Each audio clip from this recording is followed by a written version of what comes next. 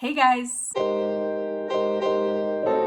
Today is all about my Biorb Air 60 terrarium, and I'm so excited. They were kind enough to gift this terrarium to me. I love having this thing in my house. Anybody that sees it, it's like an instant conversation starter. They ask, oh, what's that thing? I'm like, oh, let's talk about my plants for an hour. Great planty conversation starter. What's really cool about this terrarium is it actually mimics day-night cycle. So once you've plugged it in, the lights on the terrarium will run for 12 hours and then they'll shut off for 12 hours automatically. You don't have to worry about unplugging it or anything. It does also run mist, which looks really cool.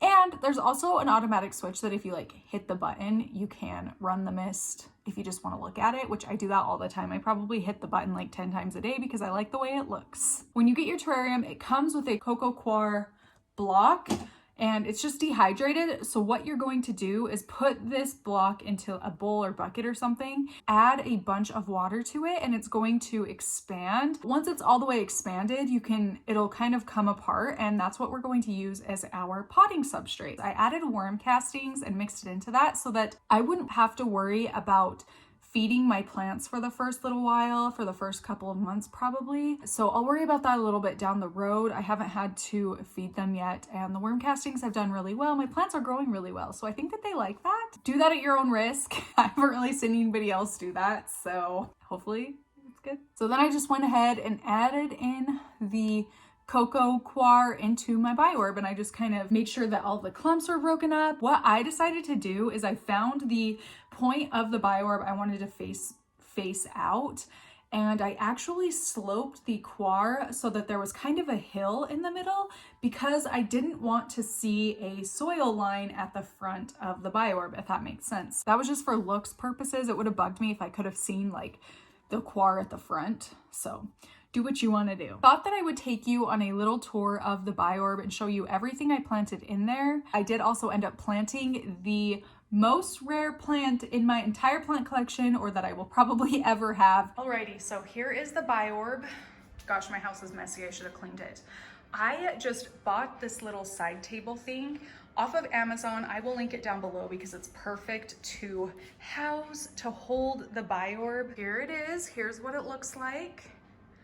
A little bit closer up. You can actually open up the top, and then here's the little thing that creates the mist if you decide you want to, run the mist. They do also send over some distilled water that you can fill this thing up with. So you just pop off the top, fill it up, and then on the back here, let me show you. Right here, you go 1, 2. Press it once, it comes out of the center. If you press it twice, a little bit more comes out of the side here. I think it looks so cool. There is the rose quartz chunk I put in here. These are the river rocks. As for plants, let me show you everything I have in there. In the back here, I planted 4 Rhaphidophora hongkongensis plants, and they do really like it. Over here you can see there is a little white fuzzy root because the humidity is pretty high in there. I need to get a humidity reader to put in. The plants are happy, so I'm honestly not too worried about it. I put those in the back to kind of give it a little bit of a backdrop, so it wasn't just clear all the way see-through, since I knew I wasn't going to be using any large plants or large decorative things in there. And then it also draws the eye up a little bit. And then of course, as that fills in, it'll start looking a lot more full. As it grows up the side, it already kind of is a little bit. And go ahead,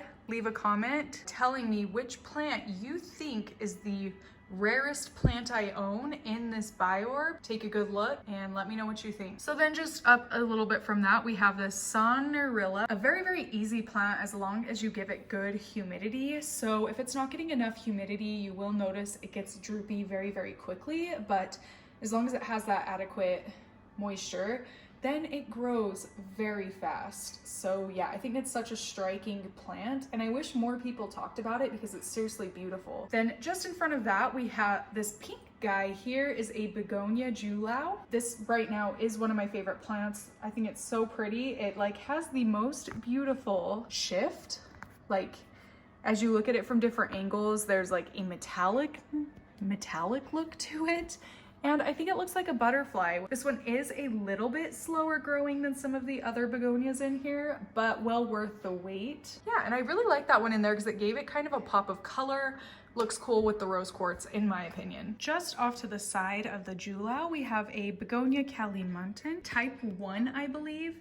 It is getting a new leaf just there, which is really exciting. A few leaves did die off of this as I planted it in here, just because I think it's a different environment than I've had it in the last several months. But it's putting out that new leaf since being in here, so I'm not worried about it at all. And the existing leaves that didn't fall off look really, really healthy. So I think we're in the clear. Then just in front of that, we have a Begonia Silver Limbo. This is one that has really gotten significantly bigger since I planted it in here. I think it's very happy, and the leaves look very metallic, which tells me that it's happy with the level of humidity. They have that like dark green center just at the stem, and then the rest of the leaf is just like straight up silver. I don't know, I think it looks better if you have a variety of leaf sizes, shapes, and then of course color, and this one is just stands out a lot from the rest of them. Just off to the side of that, we have a, what are you?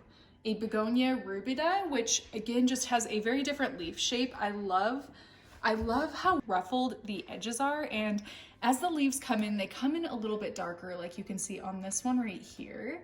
And then they lighten to a more like burnt orange reddish color. Really pretty. Super happy I picked this one up. I have this plant. I'm not even going to try and pronounce the name, but this one is definitely the most sad. It hasn't done anything for me. I got it as a single leaf. It's still a single leaf, and just within the last week, it's kind of started to deteriorate. So I don't know what the heck is going on there. The roots were super healthy and they had grown a lot, but I'm not seeing any new foliage growth. So we will see what happens with that as time goes on. I'll keep you updated on this Biorb every month or so as things change. So yeah, it is a really beautiful plant when it's healthy, but I don't know what's going on with mine. It's just not happy. So hopefully it turns around. I'm going to give it another couple of weeks in here, see if it gets new growth, and if not, I'll probably take it out and try something different with it. But yeah, that is the most sad plant I have had in here, and actually in my collection overall. Like, that one has definitely done the worst from day one I've had it. Off to the side of that, we have, surprise, another begonia. So this is the Begonia Malokist. I don't know how to say it. I'll put the name on here. I'm so bad at words. I love this plant. So as you can see, well, I hope you can see, the new leaves come in with very pink spots. And then as it gets older, they fade to a lighter, almost silvery pink. Yeah, I'm a sucker for spotted plants like this. Like, I don't know if you noticed, majority of the plants in here are spotted. I just love them. I think this is going to be a good one to fill in the space a little bit pretty quickly. So if you're looking for a fast terrarium one, maybe this is a good option. Just behind that, on this little mountain of the cocoa coir, we have a Begonia Chloro.